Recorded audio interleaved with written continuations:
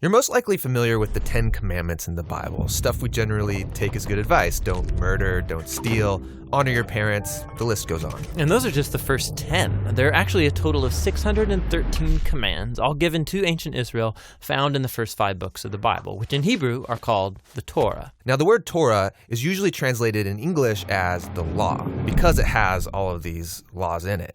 And as you read through them, you wonder, am I supposed to obey some of these, all of these? I mean, what's the purpose of the law? Well, that translation is kind of confusing because while the Torah has laws in it, the book itself is fundamentally a story about how God is creating new kinds of people who are fully able to love God and love others. And when Jesus taught about the Torah, he said that he was bringing that story to its fulfillment. So walk me through the story and how it's fulfilled. So the story begins with God creating humanity who rebels.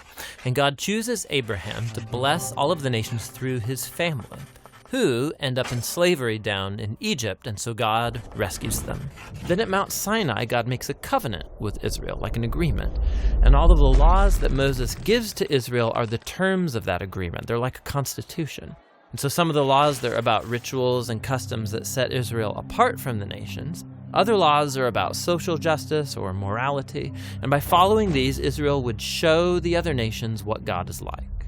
Okay, so the rest of the Torah is just the complete list of laws that Moses gives Israel? No, the rest of the Torah just continues the story. And the 613 commands are only a selection from that original constitution. And even these have been broken up and placed at strategic points within the story.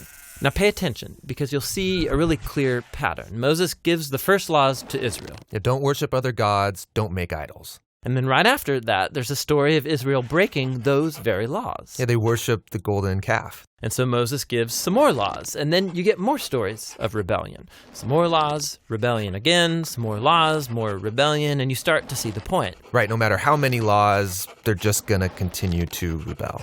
So at the conclusion of the Torah's story, Moses gives this final speech to Israel as they prepare to go into their new home. And he tells them, you guys, I know that you're not going to follow all of God's laws. You've proven to me that you're incapable. And Moses says the problem is that their hearts are hard and that they're going to need new, transformed hearts if they're ever going to truly follow God's law. And he was right. I mean, the story goes on to recount Israel's total failure. They go into the land, they break all the laws. Right. Now, the next section of books in the Jewish tradition are the 15 books of the prophets, and they reflect back on the story.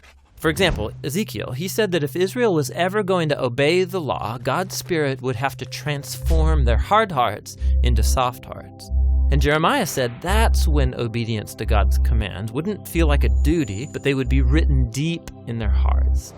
And Isaiah, he promised a future leader, Israel's Messiah, who will lead all of the people in obedience to the law. Now, in Jewish tradition, all of these books together are called the prophets, even the historical books, because they're continuing the story told from the perspective of the prophets. Okay, so we have the law and the prophets, and they're telling one connected story about God's desire to bless the whole world through a people, Israel, who it turns out needs a new heart. Yes, and Jesus saw himself as continuing that story. So he agreed with the law and the prophets when he taught that it's out of the human heart that come the most ugly parts of human nature. It's like the default setting of our hearts is opposed to God's law. But Jesus also said that he came to solve that problem, and in his words, to fulfill the law. So what does he mean there, to fulfill the law? Well, first he said that the demand of all of the laws in the Torah could be fulfilled by what he called the Great Command, that we are to love God and to love others. So that seems pretty easy. I mean, we all want to love. Well, we think we want to love. But Jesus showed how love is far more demanding than we realize. So he quotes the law, do not murder. And he says, yes, not killing someone is a very loving thing to do.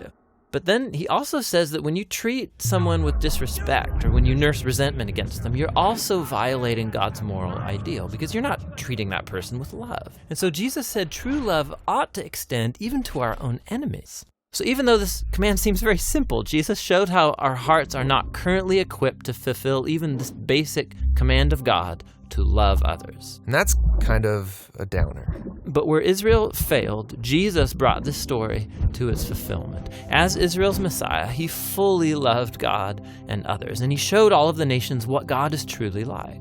He did this through his acts of compassion and mercy, and ultimately by loving his enemies even unto death. And after his resurrection, he told his followers that he would send God's Spirit to transform their hearts so that they could follow him and fulfill the purpose of the law, to love God and to love their neighbor. So this fulfills the story of the law and the prophets, or in the words of the Apostle Paul, the one who loves fulfills the law.